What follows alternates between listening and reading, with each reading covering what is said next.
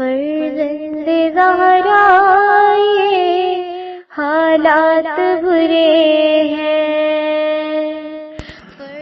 کاشانۂ بصیرت ایک ایسا مکمل یوٹیوب چینل جس پر محروم بصارت کے لیے بالخصوص اور تمام افراد کے لیے بالعموم سینکڑوں کی تعداد میں اسلامی کتب دستیاب ہیں۔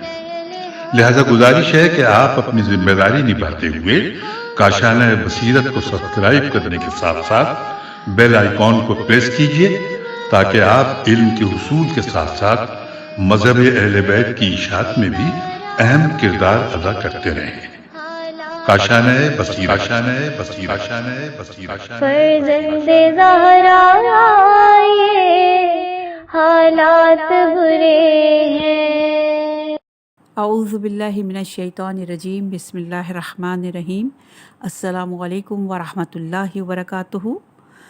سیدہ طاہرہ عباس جعفری کاشانۂ بصیرت کے یوٹیوب چینل سے ایک نئی کتاب کے ساتھ حاضر خدمت ہیں۔ کتاب کا نام ہے سیرت النبی از قرآن مجید۔ مؤلف ہیں استاد محسن قراتی صاحب، ترجمہ کیا ہے سید محمد علی ترمذی صاحب نے، کمپوزنگ سید حیدر نقوی صاحب کی ہے اور سال اشاعت ہے 2008۔ صاحب امتیاز خانہ فرہنگ جمہوری اسلامی ایران لاہور سے یہ شائع ہوئی ہے۔ ایک ہی صفحے پر بیچ میں حاشیہ ہے اور اس کو ڈیوائیڈ کیا گیا ہے۔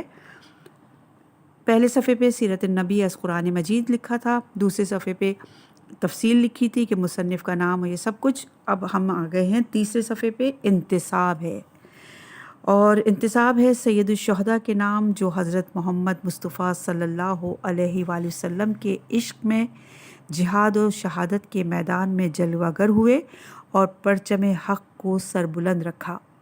اگلے صفحے پہ آئے ہیں جس میں کہ اسی طریقے سے ایک صفحے کو ڈیوائیڈ کیا گیا ہے، آدھے صفحے پہ صفحہ نمبر 4 اور اسی صفحے پہ صفحہ نمبر 5۔ صفحہ نمبر 4 پر فہرست ہے، مقدمہ صفحہ نمبر 7 پر ہے، نمونہ عمل کی ضرورت 15 پر، پیغمبر اسلام صلی اللہ علیہ وآلہ وسلم قرآن مجسم صفحہ نمبر 18، پیغمبر اسلام پر خصوصی عنایت صفحہ نمبر 18، پیغمبر اسلام کی ایک جھلک صفحہ نمبر 19، پیغمبر اسلام صلی اللہ علیہ وآلہ وسلم سے معذرت کے ساتھ صفحہ نمبر 30، قرآن مجید میں پیغمبر اسلام کی جھلک صفحہ نمبر 35، پیغمبر اسلام کی ذمہ داریاں صفحہ نمبر 38، پیغمبر اسلام کی سیرت میں سادگی کا معیار صفحہ نمبر 42، سیرت از فرامین صفحہ نمبر 44، پیغمبر کی عبادت صفحہ نمبر 44، دل سوز اور مہربان صفحہ نمبر 45، لوگوں سے مشورہ صفحہ نمبر 49، دوستوں کے ساتھ ہم قدم صفحہ نمبر 50، وفائے پیغمبر صفحہ نمبر 51، لوگوں کے ساتھ پیغمبر کی صداقت صفحہ نمبر 51۔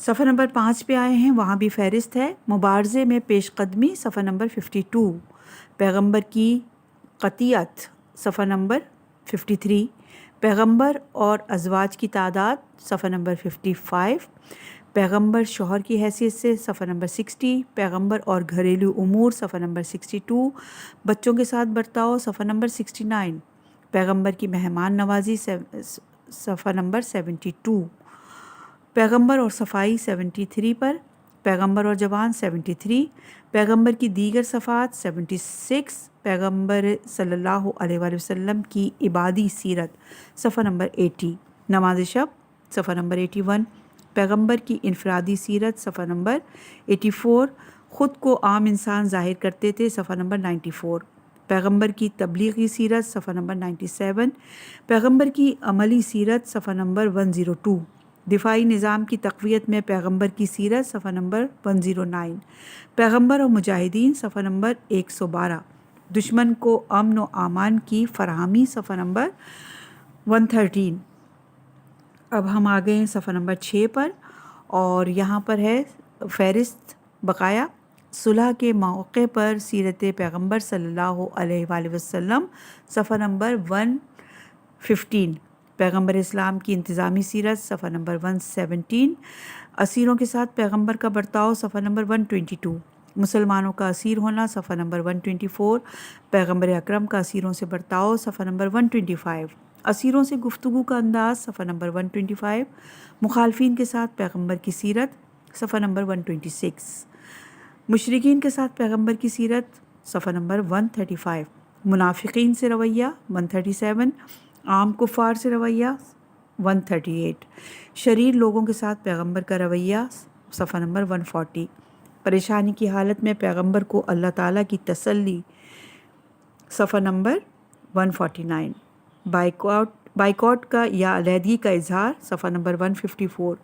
پیغمبر اسلام صلی اللہ علیہ وآلہ وسلم کا کارنامہ 159، پیغمبر کی نسل دوسروں کے لیے نمونہ 160، ہماری ذمہ داری 163، شخصیت پیغمبر کا ادب 166، پیغمبر کی کائناتی رسالت 169، رحلت کے بعد پیغمبر کی مدریت صفحہ نمبر 172۔ صفحہ نمبر 7 پر ہیں ہم اور مقدمہ۔ اس سال کو حضرت آیت اللہ خامنائی رہبر معظم اسلامی جمہوریہ ایران نے سال اتحاد ملی و انسجام اسلامی کا سال قرار دیا۔ بہار کے اس موسم میں ربیع الاول کا مہینہ جو کہ حضرت محمد مصطفیٰ صلی اللہ علیہ وآلہ وسلم کی ولادت باسعادت ہے اور ہفتہ وحدت ہے، اللہ تعالیٰ کا شکر بجا لاتے ہیں کہ اس نے اس کتاب سیرت پیغمبر قرآن مجید کی نظر میں کا ترجمہ شائع کرنے کی توفیق بخشی، جس کے مصنف محترم دانشور استاد محسن قراتی ہیں۔ سیرت پیغمبر صلی اللہ علیہ وآلہ وسلم کا مطالعہ جو صلح، دوستی اور سب خوبیوں کے پیغمبر ہیں، ان کی پیروی اور اطاعت ابدی سعادت کا راستہ ہے، جو انسان کے لیے عدل و انصاف اور خوش بختی کی علامت ہے اور ہر مسلمان کے لیے باعث افتخار۔ دین مبین کی شناخت اور ادراک کے اہم ترین منابع میں سے اولیاء اور اسلام کے پیشواؤں بالخصوص پیغمبر اکرم صلی اللہ علیہ وآلہ وسلم اور ائمہ معصومین کی سیرت اور روش کی زندگی ہے۔ سورہ احزاب کی آیت نمبر 21 میں ارشاد رب العزت ہے، بسم اللہ الرحمن الرحیم، لقد کان لکم فی رسول اللہ اسوۃ حسنہ لمن کان یرجو اللہ والیوم الآخر وذکر اللہ کثیرا۔ یقیناً پیغمبر تمہارے لیے ایک شائستہ پیشوا ہے، ان کے لیے جو خدا اور روز آخرت کے امیدوار ہیں اور اللہ کو بہت یاد کرتے ہیں۔ اس میں تردید کی کوئی گنجائش نہیں کہ انسان کو سعادت اور تکامل کا راستہ طے کرنے کے لیے نمونہ عمل کی ضرورت ہے۔ مسلمانان اور دنیا کے آزاد لوگوں کے لیے حضرت محمد صلی اللہ علیہ وآلہ وسلم کے بہتر کسی نمونے کا وجود نہیں ملے گا۔ سورہ توبہ کی آیت نمبر 128 میں اللہ تعالیٰ نے سیرت طیبہ اور پیغمبر اسلام کی زندگی اور اعلیٰ اقدار کے بارے میں فرمایا، لقد جاءکم رسول من انفسکم عزیز علیہ ما عنتم حریص علیکم بالمؤمنین رؤوف الرحیم۔ یقیناً تمہارے پاس وہ پیغمبر آیا ہے جو تم ہی میں سے ہے اور اس پر تمہاری ہر مصیبت شاق ہوتی ہے، اور وہ تمہاری ہدایت کے بارے میں حرص رکھتا ہے اور مومنین کے حال پر شفیق اور مہربان ہے۔ کسی کی پریشانی، درد اور بیماری ایک لحاظ سے اسی کے ساتھ ہوتی ہے جو اسے آزردہ خاطر اور ناراحت کرتی ہے۔ کبھی ایسا بھی ہو تاکہ مصیبت کا شکار انسان کسی کی مدد اور فریاد رس کی تلاش میں ہوتا ہے۔ عام اور خونسرو لوگ اس موقع پر کہتے ہیں کہ یہ آپ کی مشکل ہے اور میرا اس سے کوئی تعلق نہیں، لیکن مکتب انبیاء بالخصوص حضرت خاتم الانبیاء محمد صلی اللہ علیہ وآلہ وسلم اور آپ بزرگوار کی سیرت طیبہ ایسی نہ تھی، بلکہ دوسروں کی مشکلات کو اپنی مشکلات تصور کرتے تھے اور دوسروں کے درد و رنج کو برداشت کرنا آپ کے دل پاک اور قلب مقدس پر بہت سنگین تھا۔ پیغمبر اکرم صلی اللہ علیہ وآلہ وسلم معاشرے کی ہدایت کی خاطر بے آرام رہتے تھے، دن اور رات کو بھی خاطر میں نہیں لاتے تھے۔ اس مقدس ہدف کی خاطر اپنا آرام اور آسائش قربان کر رہے تھے، اور اللہ تعالیٰ اس آیت کریمہ کے آخر پر رسول اکرم صلی اللہ علیہ وآلہ وسلم کی دو صفات جو کہ خود ذات لا یزل کی صفات ہیں کے ساتھ تعریف کی ہے، اور اہل ایمان کے ساتھ بہت مہربان تھے، جس طرح اللہ تعالیٰ رؤوف و رحیم ہے۔ پیغمبر اسلام بھی مومنین کی نسبت رؤوف و رحیم تھے۔ سورہ انبیاء کی آیت نمبر 107 میں ارشاد باری تعالیٰ ہے، بسم اللہ الرحمن الرحیم، وَمَا أَرْسَلْنَاكَ إِلَّا رَحْمَةً لِّلْعَالَمِينَ، اور ہم نے آپ کو عالمین کے لیے صرف رحمت بنا کر بھیجا ہے۔ اس آیت کریمہ کی روح سے پیغمبر اعظم لوگوں کے لیے سراپا رحمت تھے۔ ان کا لطف اور عنایت سب کے شامل حال ہوتا ہے، اور لوگ ان کی رحمت اور انعام کے سائے میں رفاہ اور راحت اور رفع میں امن اور امان کا احساس کرتے تھے۔ حتیٰ کہ رسول خدا کی رحمت و نعمت فقط انسان کے ساتھ مختص نہ تھی، بلکہ اس میں تمام ذی روح اور جاندار شامل تھے۔ حیوانات اور دنیا کی تمام موجودات اس عظیم و بزرگ رحمت سے بہرہ مند ہوتے تھے۔ دنیا میں موجودہ صورتحال کے لحاظ سے دشمنان اسلام اور قرآن، جو کہ مسلمانوں کے درمیان تفرقہ ایجاد کرنے کے درپے ہیں، شیطانوں کے یہ مزدور جمہوریت اور آزادی بیان کے نام پر پیغمبر اسلام صلی اللہ علیہ وآلہ وسلم کی مقدس ہستی کی کارٹون کے ذریعے سخت توہین کرتے ہیں، اور آزادی کے مدافع اور حقوق بشر کے دعوے دار پیغمبر اسلام کے دفاع میں کوئی قدم نہیں اٹھاتے، بلکہ اس توہین آمیز کارروائی پر تنقید تک نہ کی۔ مسلمانوں پر لازم ہے کہ وہ اتحاد اور وحدت اور ایک کلمے پر اتفاق کرنے کی ضرورت کو درک کریں۔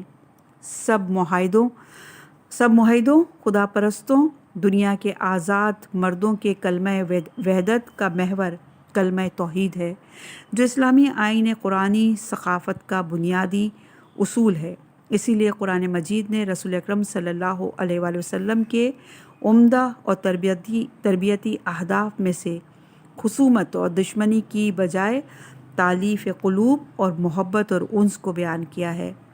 اگر کوئی تاریخ پر عبرت انگیز نظر کے ساتھ مطالعہ کرے تو وہ اس معنی کو شاہکار رسالت محمدی کے طور پر پائے گا۔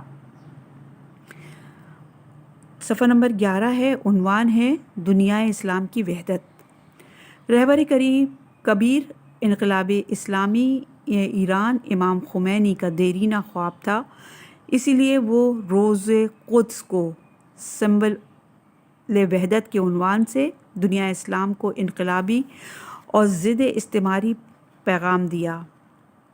پوری دنیا میں آپ کے اس پروگرام پر عملی جامہ پہنایا جاتا ہے، اور اسی طرح میلاد رسول اکرم صلی اللہ علیہ وآلہ وسلم 12 ربیع الاول سے 17 ربیع الاول تک ہفتہ وحدت کے نام سے منانے کا سہرا بھی آپ کے سر ہے۔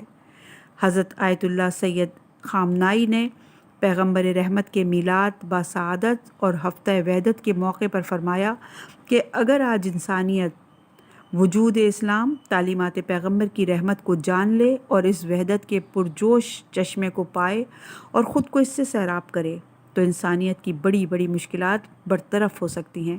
اگرچہ آج بھی دنیا میں موجود تمدن بھی بغیر کسی شک کے اسلامی تعلیمات سے بہرہ مند ہوئے ہیں، اور بغیر کسی تردد کے یہ کہا جا سکتا ہے کہ جو صفات اور اچھی روشیں یا اعلیٰ مفاہیم انسانیت میں نظر آتے ہیں وہ ادیان الہی اور تعلیمات انبیاء اور آسمانی وحی کی بدولت ہیں، اور اس کا عظیم حصہ اسلام سے متعلق ہے۔ لیکن آج کا انسان معنویت، پاک دلی، روشن اور مبنی برحق معرف اور اسلام، اور ہر با انصاف دل ان معرف کو سمجھتا اور قبول کرتا ہے، ان سب کا محتاج ہے۔ اس لیے دنیا میں دعوت اسلامی کے طرفدار پیدا ہو رہے ہیں، اور بہت سے غیر مسلم بھی اس اسلامی دعوت کو قبول کر چکے ہیں۔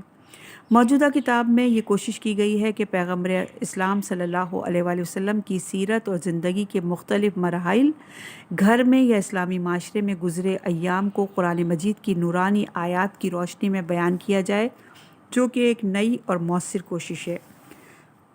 مجھے یقین ہے کہ اس کتاب کا مطالعہ ایک مسلمان کی زندگی کی اصلاح اور کردار بلکہ خصوصی اور اجتماعی زندگی پر بڑے گہرے اثرات مرتب کرے گا۔ یہ بات مد نظر رہے کہ کلمات کے وسیلے سے حضرت محمد صلی اللہ علیہ وآلہ وسلم کی شخصیت کو متعارف نہیں کرایا جا سکتا، نہ ہی ان کی زندگی اور سیرت کو شناخت کیا جا سکتا ہے، کیونکہ جو الفاظ ہم زندگی کے لین دین میں استعمال کرتے ہیں ان کے معنی سادہ اور سطحی زندگی کے لیے اور ایک حد تک اعلیٰ معنی کے لیے وضع کیے گئے ہیں، لیکن فوق العادہ معنی کے لیے یہ ناچیز کلمات ظرفیت نہیں رکھتے۔ جب پیغمبر اکرم صلی اللہ علیہ وآلہ وسلم کی زندگی پر غور کیا جائے تو درگزر کرنا، محبت، شجاعت، انصاف، ایثار اور ان کی زندگی کے بے شمار فضائل کو کلمات کے ذریعے بیان کرنا ممکن نہ ہوگا، کیونکہ بے جان کلمات سنگین معافی کی تاب نہیں رکھتے کہ اس عظیم انسان کی تاریخ بیان کریں، لہٰذا بہترین انداز قرآنی آیات اور کلام وحی کی مناسبت سے بیان کرنا ہے۔ آخر میں ہم مترجم کتاب محمد علی ترمیزی کا شکریہ ادا کرتے ہیں اور یہ آرزو کرتے ہیں کہ اس قابل اہمیت کتاب کا مطالعہ ہمیں پیغمبر رحمت کی شناخت کے ساتھ ان کے اور قریب کرے گا اور اللہ تعالیٰ کے فرامین اور قرآن مجید پر عمل کی توفیق حاصل کرے گا۔ عبدالرضا عباسی، سرپرست، خانہ فرنگ اسلامی، جمہوریہ ایران، لاہور۔ صفحہ نمبر 14 ہے۔ عنوان ہے سیرت پیغمبر اکرم صلی اللہ علیہ وآلہ وسلم قرآن مجید کی نظر میں، اور سورہ احزاب کی آیت نمبر 21 ہے۔ بسم اللہ الرحمن الرحیم۔ لقد کان لکم فی رسول اللہ اسوۃ الحسنہ لمن کان یرجو اللہ والیوم الآخر وذکر اللہ کثیرا۔ یقیناً رسول خدا آپ کے لیے ایک بہترین نمونہ کامل ہیں ہر اس شخص کے لیے جو روز قیامت اللہ اور اس کے اجر کی امید رکھتا ہے۔ صفحہ نمبر 15 ہے۔ عنوان ہے نمونہ عمل کی ضرورت۔ تربیت کے لیے کسی کامیاب نمونے کا تعارف کروانا بہترین روش ہے۔ کلیات اور تھیوری کا نمونہ عمل روح اور زندگی عطا کرتا ہے، لوگوں کو برائی کی طرف جانے سے ایک اچھا نمونہ روک لیتا ہے۔ اچھا نمونہ خود عملی تبلیغ ہے۔ ائمہ معصومین علیہ السلام، خاص طور پر امام حسین علیہ السلام کی عزاداری کی مجالس کا فلسفہ اور دلیل یہ ہے کہ ایمان اور استقامت کا یہ نمونہ تاریخ میں سرفراز رہے۔ اللہ تعالیٰ نے بارہا اپنے پیغمبروں کو یہ دستور دیا کہ انسانیت کے لیے ایک بہترین نمونہ عمل کا تعارف کروا دیں تاکہ اس نمونہ عمل کو کوئی فراموش نہ کر سکے۔ پروردگار ایک آیت میں فرماتا ہے کہ ابراہیم کی یاد کو باقی رکھنا، اور ایک جگہ فرماتا ہے کہ مریم کی یاد کو باقی رکھنا۔ تصوراتی اور ذہنی مطالب یا شاید ناممکن چیزوں کو ایک نمونے کی صورت میں پیش کرنے سے یہ مجسم کیا جا سکتا ہے۔ قرآن مجید نے پیغمبر اسلام کو نمونہ قرار دیتے ہوئے فرمایا، سورہ احزاب کی آیت نمبر 21 ہی ہے دوبارہ۔ بسم اللہ الرحمن الرحیم۔ لقد کان لکم فی رسول اللہ اسوۃ الحسنہ لمن کان یرجو اللہ والیوم الآخر وذکر اللہ کثیرا۔ بے شک تمہارے لیے سیرت یعنی رسول خدا نمونہ اور نیک آغاز ہیں، البتہ ان کے لیے جو خدا اور روز قیامت پر ایمان رکھتے ہیں اور خدا کو پکارتے ہیں۔ اگرچہ یہ آیت جنگ احزاب کی آیات کے درمیان ذکر ہوئی ہے، مگر ایک پیغمبر کو نمونہ عمل قرار دینا فقط حالت جنگ کے لیے منحصر نہیں، بلکہ حضرت کو زندگی کے ہر میدان میں بہترین نمونہ بنایا جا سکتا ہے۔ چند نکات پر توجہ فرمائیے۔ نمبر 1، آیت کا آغاز کلمہ لقد سے ہوتا ہے، جس میں لام بھی حتماً کے معنی دیتا ہے اور حرف قد بھی، یعنی کہ پیغمبر اکرم صلی اللہ علیہ وآلہ وسلم آپ کے لیے قطعاً اور حتماً نمونہ ہے اور ان کے نمونہ ہونے پر ہرگز شک نہیں کریں۔ نمبر 2، کانا نبوت اور دوام کے معنی لیے ہوئے ہے، یعنی پیغمبر کا نمونہ عمل ہونا ہر نسل کے لیے، ہر زمانے کے لیے ہے۔ نمبر 3، رسول اللہ کا اسوہ، یعنی رسول اللہ اسوہ ہیں کہنے کے بجائے یہ کہا گیا کہ رسول اللہ میں اسوہ ہے، یعنی فی رسول اللہ اسوۃ الحسنہ، یعنی تم رسول اللہ کی مانند نہیں بن سکتے، لیکن ان کے کردار، گفتار اور اخلاق کو اپنے لیے نمونہ بنا سکتے ہو۔ نمبر 4، کلمہ اسوہ دوسروں کی پیروی اور اتباع کرنے کے معنی میں استعمال ہوتا ہے۔ قرآن مجید میں یہ کلمہ 2 عظیم الشان پیغمبروں کے بارے میں استعمال ہوا ہے، ایک بار حضرت ابراہیم علیہ السلام کے بارے میں اور دوسری بار پیغمبر اسلام صلی اللہ علیہ وآلہ وسلم کے بارے میں۔ دلچسپ امر یہ ہے کہ حضرت ابراہیم علیہ السلام کو شرک اور مشرکین سے دوری اختیار کرنے میں نمونہ عمل قرار دیا گیا ہے، جبکہ پیغمبر اسلام صلی اللہ علیہ وآلہ وسلم کو تمام امور میں نمونہ عمل بنانے کا دستور دیا ہے۔ اپنے سے کمزور کے ساتھ مہربانی کے ساتھ پیش آنا، لوگوں کا کھلے دل سے استقبال کرنا، مشورہ کرنا، خلوص سادہ زندگی اختیار کرنا، حصول علم کا شوق پیدا کرنا، عبادت، گفتار اور عمل میں مساوات رکھنا، گھریلو ذمہ داریاں ادا کرنا، بچوں سے محبت کرنا وغیرہ۔ اسی طرح جنگ احزاب میں پیغمبر اسلام صلی اللہ علیہ وآلہ وسلم کمانڈرز کے لیے نمونہ عمل ہیں۔ لشکر کو ہدایت دینا، امید دلانا، خندق کھودنا، مزاح کرنا، جوش و جذبے والے اشعار پڑھنا، دوران جنگ دشمن کے نزدیک ہونا اور ثابت قدمی دکھانا۔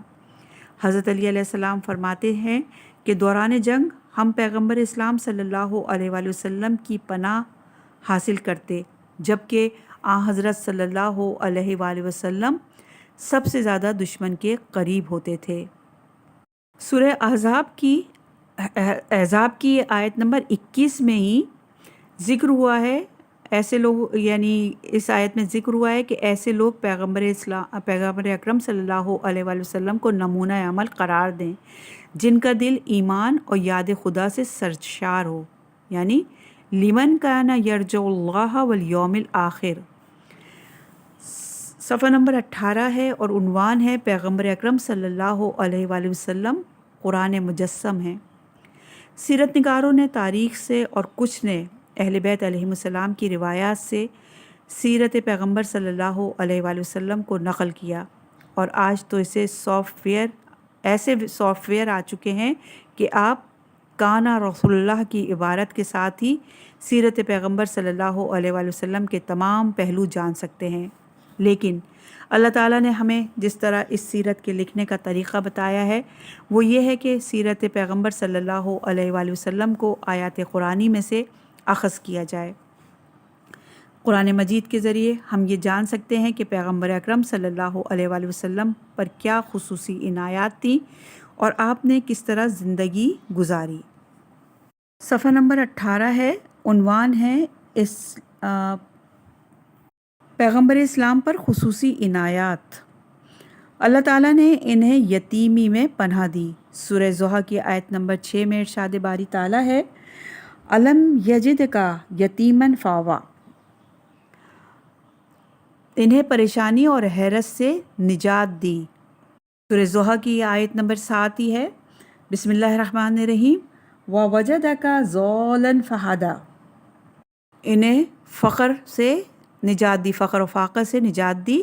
اور سورہ زحا کی آیت نمبر 8 میں ارشاد ہوتا ہے، ووجدک عائلا فاغنی، ان کا روحانی دباؤ برطرف کر دیا۔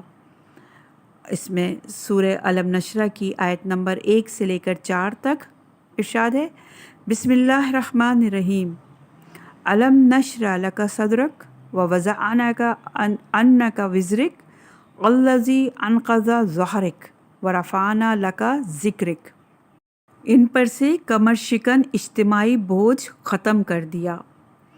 اگر ایسا وقت بھی آیا کہ انہیں ہجرت کرنا پڑی، اپنا وطن ترک کرنا پڑا، تو ایسا وقت بھی آیا کہ باعزت طریقے سے انہوں نے مکہ فتح کر لیا اور اپنے وطن پلٹ آئے۔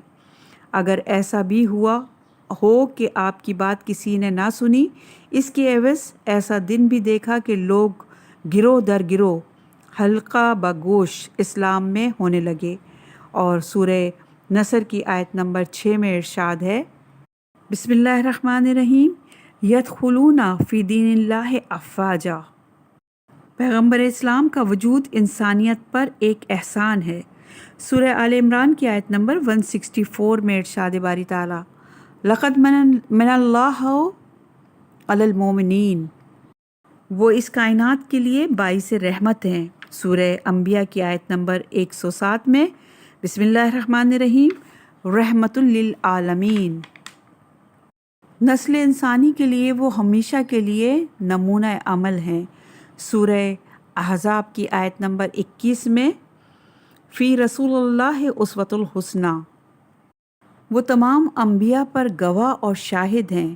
سورہ نساء کی آیت نمبر 41 میں ارشاد باری تعالیٰ وجئنا بک علی ہؤلاء شہیدا، اللہ تعالیٰ نے اپنے پیغمبر کے لیے 2 اوصاف کا ذکر کیا ہے جو الہی اوصاف ہیں، رافعت اور رحمت۔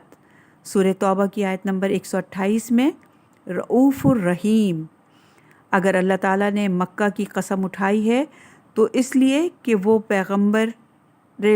وہاں پیغمبر اسلام رہتے ہیں۔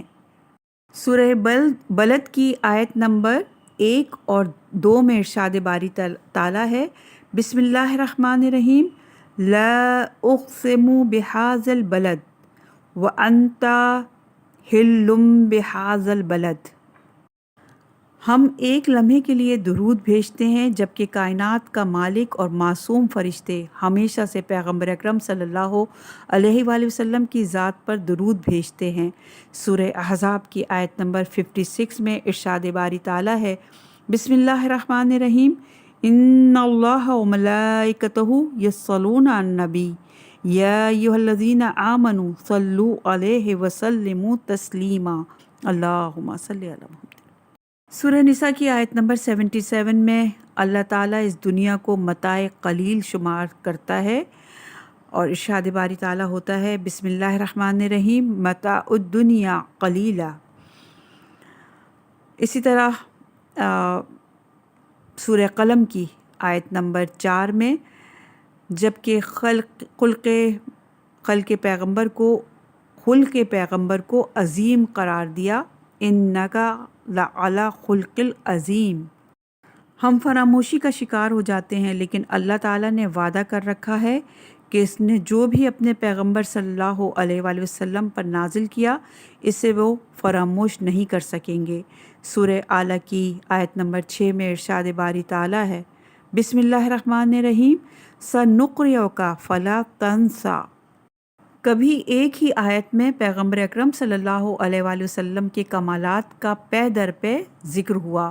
سورہ احزاب کی آیت نمبر 45 اور 46 میں ارشاد باری تعالیٰ شاہداً و مبشراً و نذیراً و داعیاً الی اللہ بإذنہ و سراجاً منیرا، اللہ تعالیٰ کی مقدس ہستی کے نزدیک ترین فرد ہونے کا اعزاز پیغمبر اکرم صلی اللہ علیہ وآلہ وسلم کو حاصل رہا۔ فقط ان کے بارے میں آیت نازل ہوئی بسم اللہ الرحمن الرحیم سورہ نجم کی آیت نمبر 8 ثم دعانا فتدلی، یعنی نزدیک تر اور نزدیک ہو گیا۔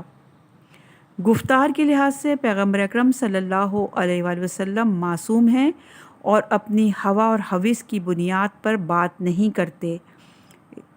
نجم کی آیت نمبر 3 میں ارشاد باری تعالیٰ ہے بسم اللہ الرحمن الرحیم وما ينطق عن الهوى، نگاہ کے لحاظ سے معصوم ہیں اور ان کی نگاہ میں انحراف نہیں ہے۔ سورہ نجم کی آیت نمبر 17 میں ارشاد باری تعالیٰ ہے ما زاغ البصر وما طغى، وہ معصوم قلب اور روح کے مالک ہیں اور کبھی معصیت کا شکار نہیں ہوتے۔ سورہ نجم کی آیت نمبر 11 میں ارشاد باری تعالیٰ ہے ما کذب الفؤاد ما رأى، قرآن مجید میں بارہا پیغمبر اکرم صلی اللہ علیہ وآلہ وسلم کا نام اللہ تعالیٰ کے نام کے ساتھ ذکر ہوا ہے۔ چند مثالیں دیں گے۔ عزت اللہ اور رسول اکرم صلی اللہ علیہ وآلہ وسلم کے لیے ہے۔ سورہ منافقون کی آیت نمبر 8 میں ارشاد باری تعالیٰ ہے وَلِلَّهِ الْعِزَّةُ وَرَسُولِهِ، اللہ اور رسول اکرم صلی اللہ علیہ وآلہ وسلم کی اطاعت کیجیے۔ سورہ نساء کی آیت نمبر 59 میں اطیعوا اللہ و اطیعوا الرسول، اللہ اور رسول اکرم صلی اللہ علیہ وآلہ وسلم کی دعوت کا جواب دیجیے۔ سورہ انفال کی آیت نمبر 24 میں ارشاد باری تعالیٰ استجیب اللہ للہ و رسولی، سورہ حشر کی آیت میں ہے کہ اللہ اور رسول اکرم صلی اللہ علیہ وآلہ وسلم کی مدد کیجیے، ینصرون اللہ و رسولہ۔ سورہ نساء کی آیت نمبر 14 میں ارشاد باری تعالیٰ ہے، اللہ اور رسول اکرم صلی اللہ علیہ وآلہ وسلم کو اذیت دینے اور ان کی بارگاہ میں معصیت کرنے سے اجتناب کریں، وَمَن يَعْصِ اللَّهَ وَرَسُولَهُ۔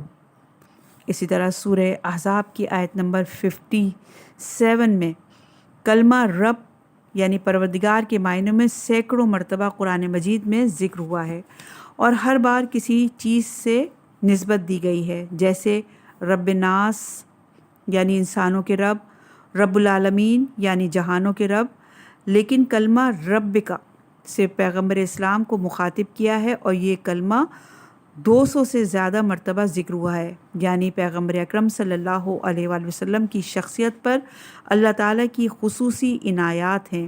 اللہ تعالیٰ نے اپنے پیغمبر سے فرمایا، میں نے بیت المقدس کو کعبے سے بدل دیا تاکہ آپ راضی ہو جائیں، تاکہ یہودی یہ نہ کہیں کہ آپ ہمارے قبلے کی طرف رخ کر کے نماز پڑھتے ہیں۔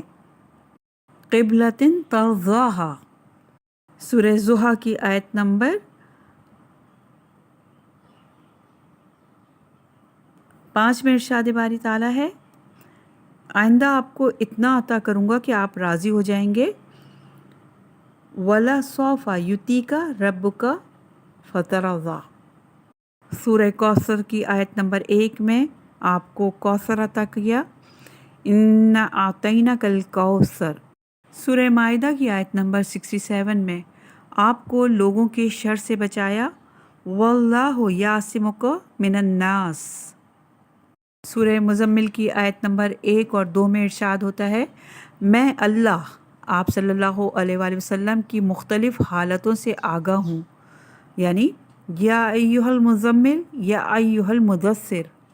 سورہ ہجر کی آیت نمبر 97 میں ارشاد باری تعالیٰ ہوتا ہے، آپ صلی اللہ علیہ وآلہ وسلم کی اس ناراحتی سے بھی آگاہ ہوں جو آپ کے مخالفین کی ناروا باتیں سننا پڑتی ہیں۔ بسم اللہ الرحمن الرحیم، وَلَقَدْ نَعْلَمُ أَنَّكَ ضَيِّقُ صَدْرَكَ بِمَا يَقُولُونَ۔ وَلَقَدْ نَعْلَمُ أَنَّكَ ضَيِّقُ صَدْرُكَ بِمَا يَقُولُونَ۔ میں نے ارادہ کیا کہ آپ صلی اللہ علیہ وآلہ وسلم کی اہل بیت کو ہر قسم کی پلید اور آلودگی سے پاک رکھوں۔ سورہ احزاب کی آیت نمبر 33، بسم اللہ الرحمن الرحیم، انما یرید اللہ لیذھب عنکم الرجس اہل بیتی ویطہرکم تطہیرا۔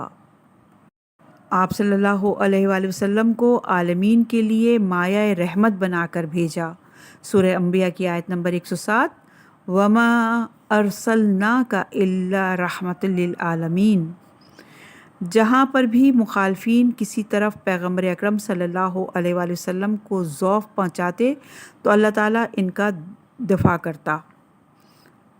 وہ کہتے تھے، سورہ نحل کی آیت نمبر 130، یعلمہ البشر، یہ مطالب انہیں کوئی سکھاتا ہے تو اللہ تعالیٰ نے جواب دیا۔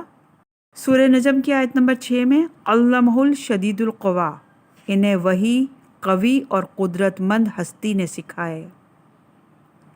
انہیں وحی قوی اور قدرت مند ہستی نے سکھایا۔